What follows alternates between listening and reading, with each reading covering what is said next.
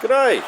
Today we're doing a transmission service on a 6-speed Dodge Journey, 2.7 litre, 2009 model. It's done about 140,000 kilometres.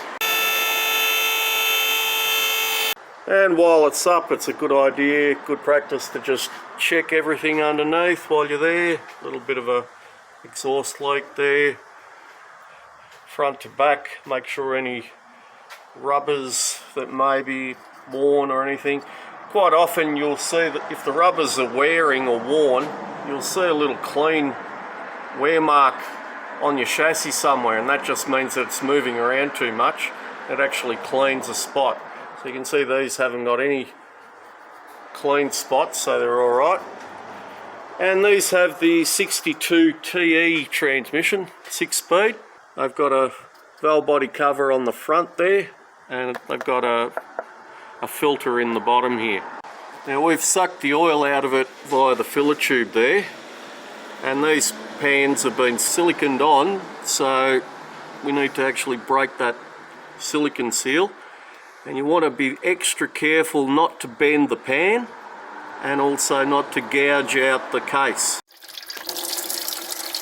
Now we've just tapped it a bit on the back corner there with the scraper tool, and even though we've sucked out the oil, it'll just be on the bottom corner there, because we can't reach that bit.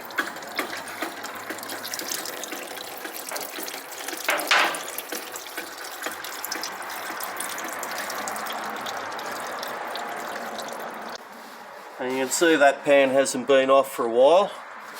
The magnet's completely covered in fuzz, so that magnet won't work anymore because it can't attract any more fine metal. And what will happen is that stuff will circulate in the oil. It's suspended in the oil. It'll circulate around until it finds a solenoid or a sensor. So a regular service, clean the magnets, even add magnets. What we like to do will extend the life of your transmission and make it more reliable.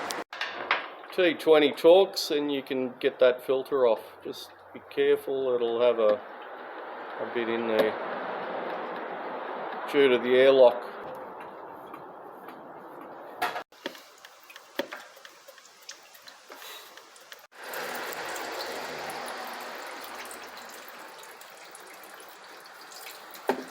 See the little transfer tubes there.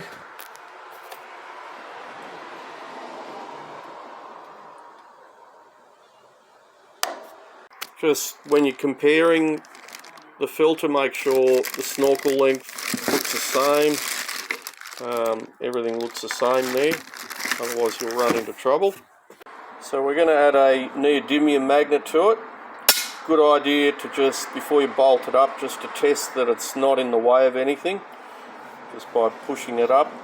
And we're going to add one of these gaskets on there as well, so we're not going to Celastic it on. Now I'm on the ATSG information for this particular transmission.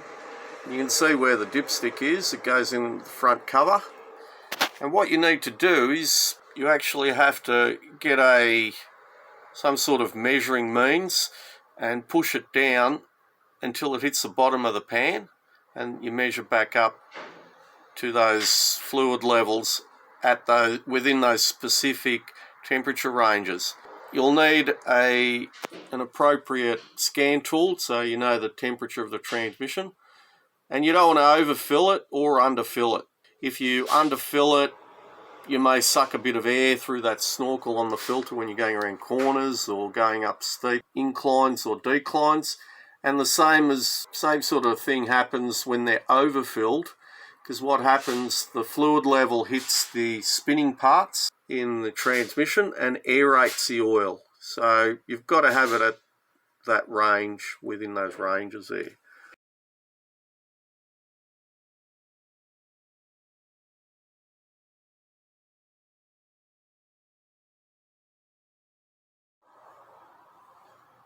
And they recommend their multi-trans full synthetic fluid. So it's a little bit tricky to get the fluid level right. It's better to put a little bit less in, so put about 4.5 litres in and just add as needed. And if you do put too much in, what you're going to have to do is loosen one of the cooling lines and let a little bit out. Or if, like what we have, we've got a vacuum pump, we just suck a little bit out until we get the fluid level right. Anyway, I hope that helps. Don't forget to like and subscribe. Any questions or comments, leave it in the section below. And don't forget to throw us a beer if any of this information saves you a few dollars or proves useful. Links in the description there. Thank you for watching.